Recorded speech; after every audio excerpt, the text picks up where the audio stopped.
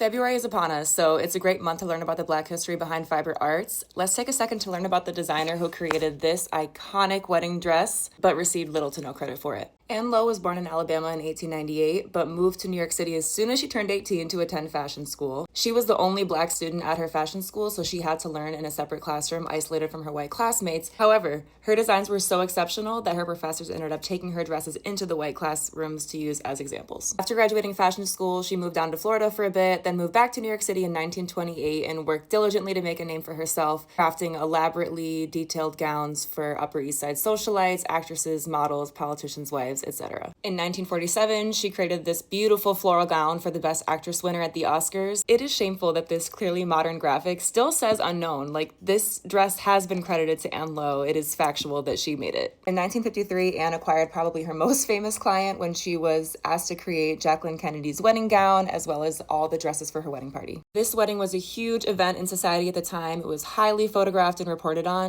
but the vast majority of the reporting did not include Anne's name. Even in the 90s, when this dress was recreated for a doll line, she was not credited in the original paragraph over there. Her family had to petition to get her name included. This lack of credit matters today because if you look at a vintage sewing page or a vintage fashion page, you might think that Black women just did not exist before 1960 because they are not included. But in reality, they were behind the scenes making these dresses, creating fashion trends before they were trends, working, frankly, twice as hard as the white designers at the time, and just not getting the recognition they deserve. While I'm here, it feels relevant to mention that Anne was disabled. She had glaucoma that caused her eyesight to deteriorate throughout her life. Later in her career, she began dictating or describing her designs to her assistants who carried them out. Anyways, one more moment for the beautiful gowns of Anne Lowe, and I'll drop a few other names you should know in the caption in case you're interested in learning more.